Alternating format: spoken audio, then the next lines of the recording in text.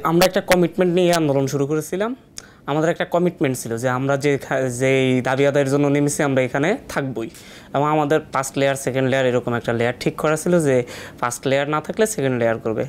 যখন আমাদের সবাই অনেকেই গুম হয়ে গিয়েছিল, যখন কেউই সামনে আসছিল না, কাদের ভাইও লুকিয়ে বার্তা দিচ্ছিল, আমি তখন আপনারা হয়তো জানেন আমি প্রায় 90টা সল্টার গুলি আমার এখান থেকে পায়ের গোড়ালি পর্যন্ত লেগেছিল। আমি তার 2 দিনের মাথায় আমি বের হয়ে আসি। আমি আমার এক স্টুডেন্টের বাসায় ছিলাম, ওনারা আমাকে বের হতে দিচ্ছিলেন না যে তুমি এই অবস্থায় বের হতে পারবা না। বাট আমি শুনতে পেয়েছিলাম যে আমার ছোটো ভাই রিফাত রশিদ, ওকে গুম করা হয়েছে, ওকে পাওয়া যাচ্ছে না। আমি আর থাকতে পারিনি।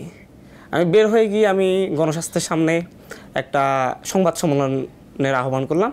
সেখানে সকল সাংবাদিকরাই আসলো প্রায়।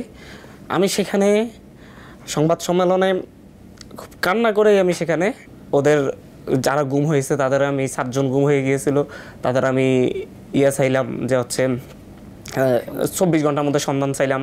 24 ঘন্টার মধ্যে সন্ধান না দিলে পরের দিন সকালে মুখে কালো পতাকা ভেদে করবে, বাসার নিচে অবস্থান করবে 10 মিনিটের জন্য, এরকম একটা দিলাম।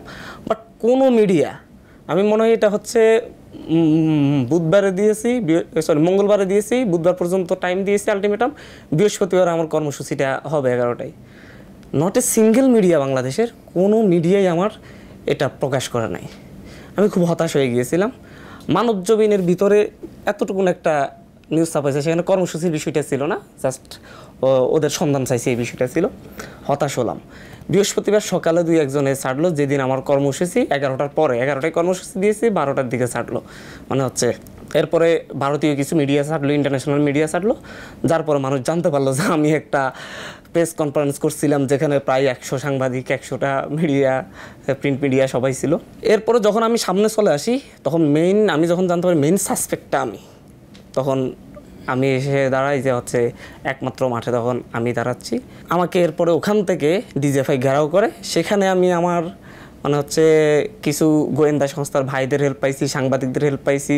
ওনারা আমাকে সেখান থেকে সেফলি বের করে দেন এবং আমি সেখান থেকে বের হতে সক্ষম হই। তারপর থেকে আমি পালিয়ে থাকি। তারপর আমি বারবার বের হতে চেষ্টা করছি। আমি চেয়েছি মাঠে থেকে কর্মসূচিগুলো পালন করার। তখন শুরু হয়েছে এবার আমাদের বাড়িতে পুলিশ যাচ্ছে। অবশ্য আমাদের এলাকার পুলিশ আমার বাবার সাথে খুব একটা খারাপ আচরণ করে নাই, জাস্ট আমার সন্ধান চেয়েছে বলেছিল। আমার বাবা একজন সাবেক শিক্ষক, রিটায়ার্ড শিক্ষক, উনি 2021-এ শিক্ষকতা থেকে রিটায়ার্ড নেন।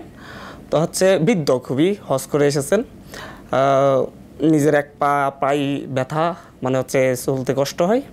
তো ওনাকে খুব সম্মানিত ব্যক্তি এলাকায়, মানুষজন কখনো চোখের উপর কথা বলে না। এলাকায় পুলিশ গিয়েছে, সুন্দরভাবে কথা বলে এসেছে, বারবার যাচ্ছে, বাট এটা মানসিক হয়রানি হচ্ছিল। কিন্তু তারা কী করছে, আব্বুকে হয়তো সম্মানের খাতিরে কিছু বলতে পারে না, প্রতিরোধের মুখোমুখি হইতেই হবে।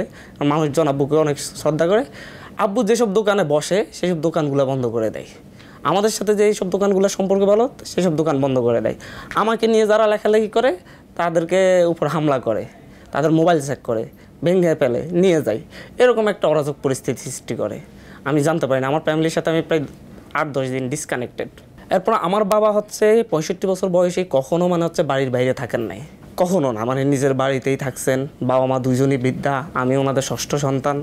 যেদিন 1 দফা ঘোষণা দিব যে সেদিন আমরা 1 দফা ঘোষণা, আমরা তখনও ছিলাম প্রধানমন্ত্রী ক্ষমা চেয়ে, দায় স্বীকার করে ক্ষমা চাইলে আমরা মেনে নিব। উনি সকালবেলা আমাদেরকে আহ্বান করলেন, আমাকে ফোন দিয়ে বললেন একজন এমপির মাধ্যমে যে উনি দেখা করতে চান, পিতা মাতা সহ আমরা আসি, উনি কথা বলতে চান। আমি জাস্ট বলেছিলাম ওনার হাতে আমার ভাইদের রক্ত, 200-300 ভাইয়ের রক্ত লেগে আছে, ওনাকে রক্তাক্ত হাতটা পরিষ্কার করতে বলেন।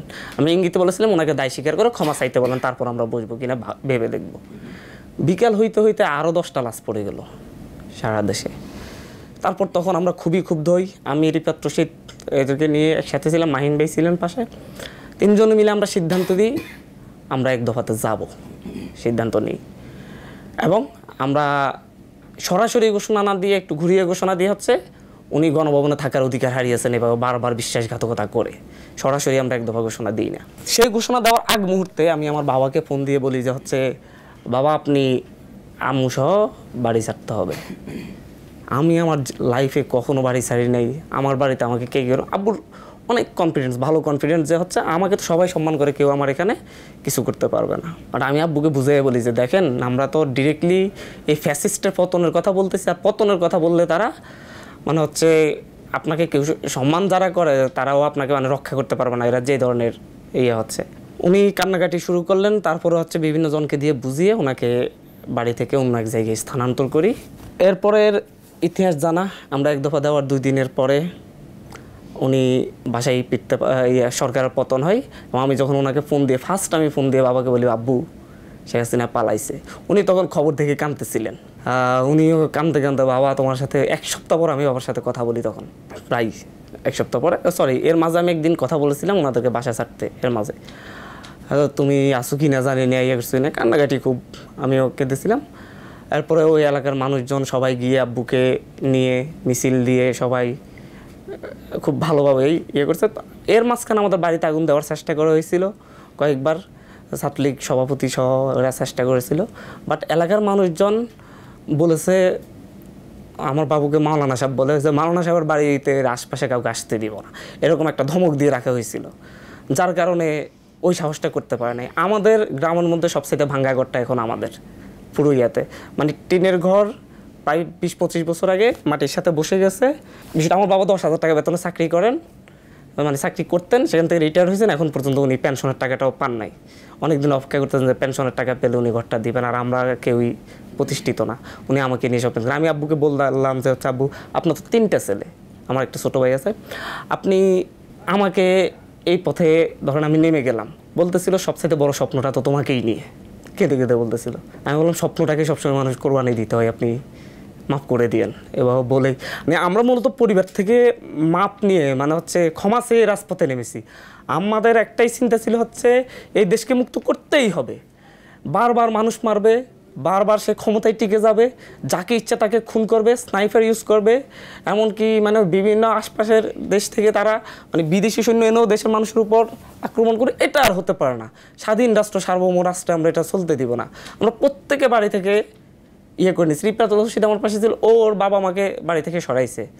আমরা দৃঢ় প্রতিজ্ঞ ছিলাম, আমরা জানতাম যে হচ্ছে এখানে ব্যর্থ হলে আমরা মৃত্যুবরণ করব, আমাদেরকে ছাড় দিবে না এই ফ্যাসিস্ট, এবং আমরা সেই প্রস্তুতি নিয়েছিলাম।